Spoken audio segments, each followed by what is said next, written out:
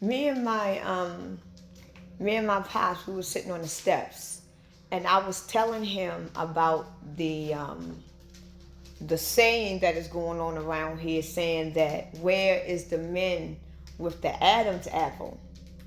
Now, personally, I never really paid attention to a man's neck. So if you did have an Adam's apple, it had to really stick out to me. But I never really focused on an Adam's apple. But if I see it, I know it's there. And I can't remember the last time I seen a man with an Adam's apple. I can't remember, but I don't get out much. But as far as the younger generation, like I ain't even talking about this, this particular, like anything that is like year 2000 and beyond, that generation, I really don't see a lot of Adam's apples from them. But in older men, I do see it. I do see Adam's apples in men that's like 50 and over, 47 and older. I see men with Adam's apples. But far as like 40 and under, I don't see a lot of men with Adam's apple. And then as I was talking to my father, I was like, that's weird, because I know white men was known for having like real big Adam's apples. Like when you see an Adam's apple on a white man, that bitch be like hanging on the fucking rim of the neck. Like white men have real steep Adam's apples. But one thing about black men had Adam's apples too, but it wasn't as long and as broad than the white man. Just like a black man had like maybe a short Adam's apple. I've never really seen. Maybe I'm just, I don't know. I'm just going by what I've seen. And everybody's seen different things. And the reason why I'm bringing this up is because if you think about the men that we have today, a lot of these boys in the younger generation, a lot of them don't have an Adam's apple. They don't. So what lets me know is that if these men that came from the older generation, or these older men have Adam's apple, and the newer younger kids don't really have one, or they do have one but don't have much definition, it's almost like while we are not being aware of it, they are changing the DNA of man.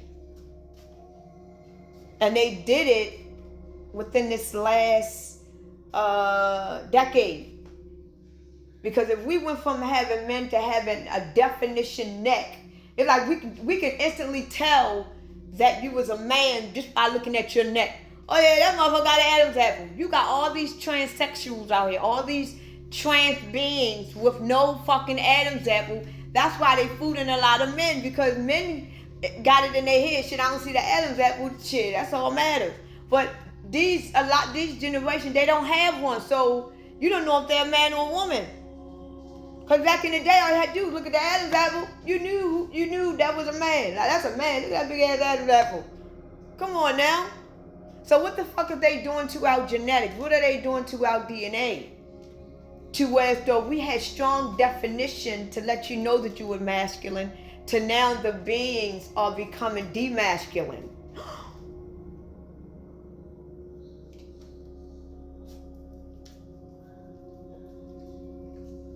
Oh shit.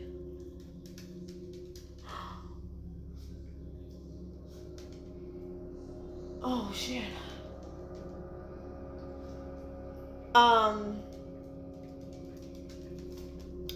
What I was going to say?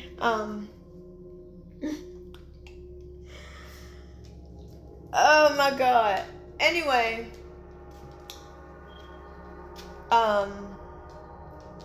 they messing with our bodies while we are not being aware of it. And every day I feel as though every day we are being tested and don't even know it. Because if you look at the evolution of man, it is changing. And just like, and I have made many videos about that, saying that imagine how we looked 500 years ago. Imagine how we look 1,000 years ago. And like I did say in a lot of my videos, that this new world that we are about to live in is going to be changed. And you are going to have to change with it. You are going to have to change with it. But just because they are genetically modified in our bodies, just because they are damaging our bodies, just because they putting all this poison and chemicals in our bodies, what y'all have to understand, no weapons on you will prosper, because even though they are putting all of this inside of you, you're not even aware of what they're doing. So just because now that you are aware that they are genetically modifying man, when it's time for you to make that decision, you're going to have to make that decision. And at the end of the day, when our Creator completely takes you over, He takes the spirit. He don't take the body. So this is what I try to get a lot of my followers and people that I talk to understand. Like we live in a three-dimensional demonic dimension. These bodies were not meant to be perfect. This is why when you go meet our Source Creator, it is going to give you a new body. It is going to give you new linen. It's going to give you new clothes. It's going to give you a new name. Everything is going to be new because you have to come into the gates dirty. I don't understand why so many people is trying to get to God by being perfect when it tells you in the Bible that the saints' bloody robes became like fresh linen. It didn't say they came from earth, they came into this other world and they looked like beauty. He said they came in bloody robes. And the elders asked, who is these people? They was bloody. That means they went through some hell.